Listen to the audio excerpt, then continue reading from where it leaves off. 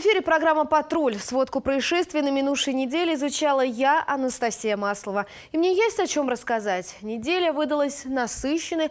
Впрочем, не буду забегать вперед, обо всем по порядку.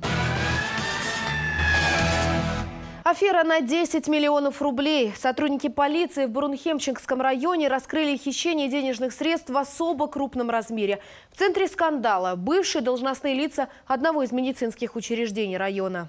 В ходе предварительной проверки сотрудниками полиции установлено, что бывшие должностные лица, главный бухгалтер, бухгалтер расчетной группы и бухгалтер материальной группы одного из медицинских учреждений района, действуя в составе группы лиц по предварительному сговору, из корыстных побуждений в период работы совершили хищение денежных средств на общую сумму более 10 миллионов рублей. Преступление было совершено путем необоснованного завышения заработной платы и предоставления для оплаты подложных реестров на зачисление заработной платы. По данному факту следователям Следственного управления МВД по Республике Тыва возбуждено уголовное дело по статье «Мошенничество». В настоящее время бывший главный бухгалтер по решению суда находится под домашним арестом. В отношении остальных подозреваемых вынесено решение об избрании меры пресечения в виде подписки о невыезде и надлежащем поведении. Предварительное следствие продолжается. В случае, если вина в суде будет доказана, злоумышленникам может грозить до 10 лет лишения свободы. В Агдавураке полицейские по горячим следам раскрыли уличный грабеж. Жертвой злоумышленника стала 26-летняя девушка. Она сообщила о том, что возле дома на нее накинулся молодой человек, который был в нетрезвом состоянии. Он стал наносить бедолаге удары по лицу. Девушка упала, а злоумышленник отобрал у нее выпавший мобильный телефон и скрылся. Ориентировки на розыск были направлены тут же всем нарядам полиции. Подозреваемого удалось задержать. Им оказался 22-летний житель села Аксы-Барлык. Молодой человек нигде не работал и ранее уже был судим за кражу. По новому факту в его криминальной биографии возбуждено уголовное дело по статье «Грабеж», совершенный с применением насилия, неопасного для жизни и здоровья. Максимальное наказание по данной статье – лишение свободы сроком до 7 лет. Расследование уголовного дела продолжается. 6 человек, 3 из которых дети, спасли на пожаре, произошедшем утром 2 февраля в поселке Кахе. Возгорание было в одной из квартир двухэтажного дома на улице Кирова. На момент прибытия первого подразделения открытым пламенем в кочегарке, пристроенной к дому, горела стена и потолочное перекрытие. Огонь заблокировал входную дверь. Жильцы дома спали и пожара не заметили. Эвакуировать людей пришлось через окно. В результате сильного задымления помощь медиков потребовалась пожилому мужчине-инвалиду. Он получил отравление угарным газом. Справиться с огнем пожарным удалось быстро. Уже через 16 минут после прибытия расчетов возгорание было ликвидировано. По предварительным данным, пожар произошел из-за замыкания электропроводки. И о еще одном пожаре 2 февраля уже на улице Сергея Кужугета. Там загорелась кровля одного из домов. Хозяин в это время был дома, но даже не понял, что произошел пожар. Благо, спасатели сработали оперативно. Им удалось ликвидировать возгорание и не допустить того, чтобы огонь проник в дом. В результате сгорела кровля. Ущерб и причины возгорания устанавливаются. Серьезная авария произошла вечером 3 февраля. На улице Дружбы столкнулись 2 иномарки. Прибывшие на место инспекторы установили, что 70-летний водитель «Хонды» нарушил дистанцию со впереди идущим «Солярисом», из-за чего и произошло столкновение. На водителя, как нам сообщили в ГИБДД, который спровоцировал аварию, составили протокол. Ему предстоит оплатить штраф 1500 рублей, и обеим иномаркам нужен серьезный ремонт. В Кызыле инспекторы ГИБДД раскрыли угон автомобиля. Причем совершенно случайно. Водитель «Хонды» привлек внимание дорожных полицейских тем, что ехал по ночному городу, нарушая правила. За рулем иномарки был 26-летний кызылчанин. На требование инспекторов предъявить документы молодой человек сказал, что забыл их дома. Однако его легенда была неубедительной. При проверке выяснилось, что водительского удостоверения он никогда не получал. Но это нарушение, можно сказать, цветочки по сравнению с тем, что выяснилось далее. Оказалось, что транспортное средство молодому человеку не принадлежит. Для установления собственника и обстоятельств инцидента сотрудники полиции инициировали проведение предварительной проверки.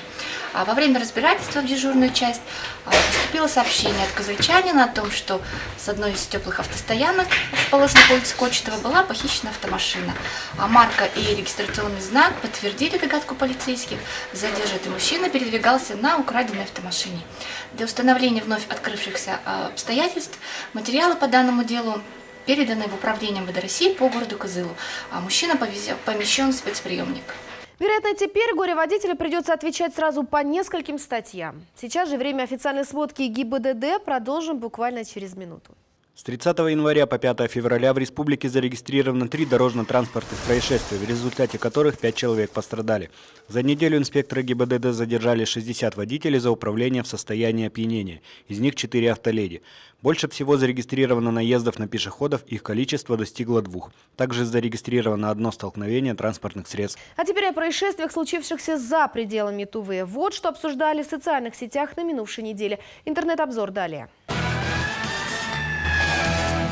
Успеть за 40 секунд. Так окрестили налет на ювелирный магазин в Новосибирске. Меньше чем за минуту злоумышленники награбили золото на 500 000 рублей. Разбойное нападение зафиксировали камеры наружного наблюдения. 2 неизвестных ворвались в магазин вечером, когда там не было посетителей. Они быстро оставили неудел охранника, ударив его гвоздодером по голове. Налетчики разбили витрины и за несколько секунд похитили золотые украшения на кругленькую сумму. После чего они бросили орудие преступления, гвоздодер, в магазине и скрылись. Всего спустя сутки злоумышленников задержали. Им оказались жители Новосибирска, 29 и 46 лет. Ранее оба имели проблемы с законом. Сейчас в отношении них возбуждено уголовное дело по разбою. Полицейские же тем временем устанавливают местонахождение похищенных драгоценностей. А в Иркутске под маской ритуального салона работало казино. Подпольное игорное заведение находилось в помещении двухэтажного дома, в котором располагалось ритуальное агентство, занимающееся гравировкой, продажей надгробных плит и похоронных венков. Но это ни владельцев казино, ни игроков не смущало. Когда полицейские ворвались внутрь, в помещении находились посетители и персонал. В ходе обыска из подпольного казино изъяли 23 развлекательных аппарата, стол для игры в покер, игральные карты, фишки, деньги и документы. Следователи возбудили уголовное дело по факту организации и проведения азартных игр с использованием игорного оборудования вне игорной зоны, сопряженного с извлечением дохода в особо крупном размере. За это предусмотрено в том числе и наказание в виде лишения свободы. Новосибирский человек-паук. Именно так заявил о себе мужчина, когда сотрудники МЧС пытались его спасти из горящей квартиры. Сейчас все объясню. В одной из квартир на 3-м этаже многоэтажки произошел пожар. Загорелись домашние вещи. Внутри помещения находился мужчина в неадекватном состоянии. Сначала он стоял в оконном проеме, вероятно, пытаясь спастись от дыма. А когда на место прибыли пожарные и при помощи лестницы пытались спустить мужчину вниз, он начал кидаться на спасателей с ножом. В срочном порядке были вызваны полицейские. В итоге нож спасателям удалось у него отобрать. Как выяснилось, мужчина находился в состоянии сильного наркотического опьянения. Сотрудникам МЧС он заявил, что он человек-паук. Закончилась эта история хэппи-эндом. Буйный житель квартиры был эвакуирован, а пожар потушен. Делитесь и вы видео с происшествиями, в которых стали очевидцами, на страницах нашей группы ВКонтакте «Тува в объективе».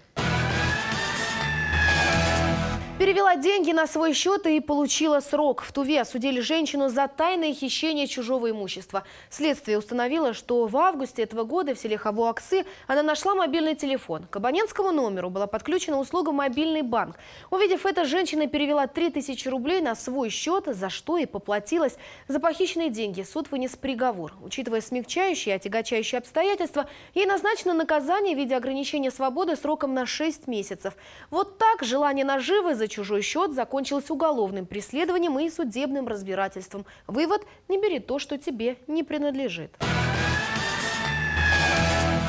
Теперь машины Министерства обороны в республике под особым контролем. В Туве заработала военная автоинспекция. Сводное подразделение в республике сформировалось с 1 января этого года. Их главная функция – обеспечение безопасности дорожного движения, сопровождение колонн, организация регистрации транспорта воинских частей и его технический осмотр. Экипажи ВАИ, как и ГИБДД, регулярно дежурят на дороге. Военные водители, по признанию инспекторов, законопослушнее, нежели рядовые автолюбители. Но с них серьезнее спрос. За некоторые нарушения ПДД можно и распрощаться со службой. В зависимости от наказания, также за алкогольное опьянение, увольнение с вооруженных сил, это сразу выписываем штрафы, передаем документы в военный суд, и военный суд рассматривает. Командир части принимает решение на увольнение. За первые дни работы инспекторы ВАИ уже выявили десятки, хоть и не грубых, но все же нарушений. В планах у подразделения целый ряд рейдовых мероприятий. Ну что же, на этом выпуск программы подошел к концу. Если и вы стали очевидцами какого-либо происшествия, звоните нам и присылайте информацию на адрес электронной почты или делитесь ей в нашей группе ВКонтакте. Я с вами прощаюсь, но ненадолго. Увидимся в программе «Патруль» ровно через неделю.